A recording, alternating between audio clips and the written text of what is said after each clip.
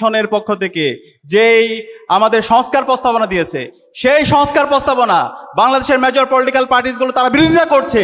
আমরা হুঁশিয়ার করতে চাই, আপনারা যদি সাবধান না হন, আপনারা যদি সে ওল্ড ফ্যাশন পলিটিক্স করতে চান, তাহলে আপনাদের পরিণতি খুব খারাপ হবে।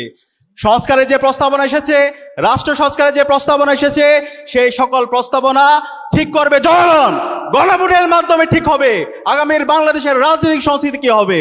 আপনারা যদি সে জায়গায় নোট অফ ডিসেন্ট দেন, আপনারা যদি সংস্কার প্রস্তাবনার বিরুদ্ধে ভেটো দেন, তাহলে বাংলাদেশে ফ্যাসিবাদের যে পরিণতি হয়েছিল তার চাইতে খারাপ পরিণতি আপনাদের হবে। আমি সকল রাজনৈতিক দলকে এবং সকল ছাত্র সংগঠনকে অনুরোধ করব, এখনো সময় আমাদের ন্যাশন বিল্ডিং এর জন্য।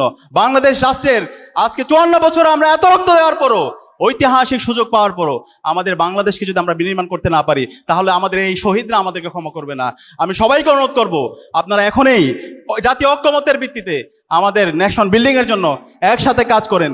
যে সংস্কার প্রস্তাবনাগুলো এসেছে রাষ্ট্র সংস্কারের জন্য, ফ্যাসিবাদের যে অবদানগুলো আছে সেগুলোকে সমূলোৎপাটন করার জন্য সবাই ঐক্যবদ্ধভাবে কাজ করি।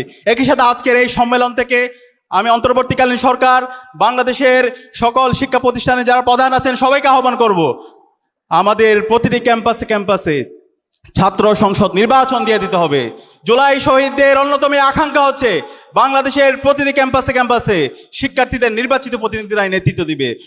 সুতরাং বাংলাদেশের বাকি যে ক্যাম্পাসগুলো আছে, যে কলেজগুলো আছে, সকল ক্যাম্পাসে দ্রুত সময়ের মধ্যে ছাত্র সংসদ নির্বাচন দিয়ে দিতে হবে এবং শিক্ষার্থীদের নির্বাচিত প্রতিনিধিরাই জুলাইয়ের আকাঙ্ক্ষাকে ধারণ করে একটি বৈষম্যহীন ইনসাফ ভিত্তিক ক্যাম্পাস এবং বৈষম্যহীন ইনসাফ ভিত্তিক বাংলাদেশ বিনির্মাণের জন্য তারা কাজ করবে এবং তারাই আগামীর বাংলাদেশের নেতৃত্ব দিবেন ইনশাআল্লাহ। সে উদাত্ত আহ্বান জানিয়ে আমি আমার কথা এখানে শেষ করছি। আসসালামু আলাইকুম রহমতুল্লাহ। আলহামদুলিল্লাহি রাব্বিল আলামিন, আসসালাতু আসসালামু আলা রাসূলিল কারীম ওয়া আলা আলিহি ওয়া সাহবিহি আজমাইন। রব্বি ইশরাহ লি সাদরি ওয়া ইয়াসসির লি আমরি ওয়াহলুল উকদাতাম মিন লিসানি ইয়াফকাহু কওলি। দুর্বার নেতৃত্বে গড়ি স্বপ্নের ক্যাম্পাস, এই স্লোগানকে সামনে নিয়ে আজকের কেন্দ্রীয় ছাত্র সংসদ নির্বাচনের 4টি বিশ্ববিদ্যালয়ের প্রতিনিধিদের সংবর্ধনা অনুষ্ঠানে উপস্থিত সম্মানিত কেন্দ্রীয় সভাপতি, সম্মানিত সাবেক কেন্দ্রীয় সভাপতিবৃন্দ এবং আমাদের বিভিন্ন পর্যায়ের অতিথিবৃন্দ, আমার সামনে উপবিষ্ট আমার কেন্দ্রীয় ছাত্র সংসদের নির্বাচিত ভাই ও বোনেরা, সবাইকে সালাম জানাচ্ছি। আসসালামু আলাইকুম রহমতুল্লাহ।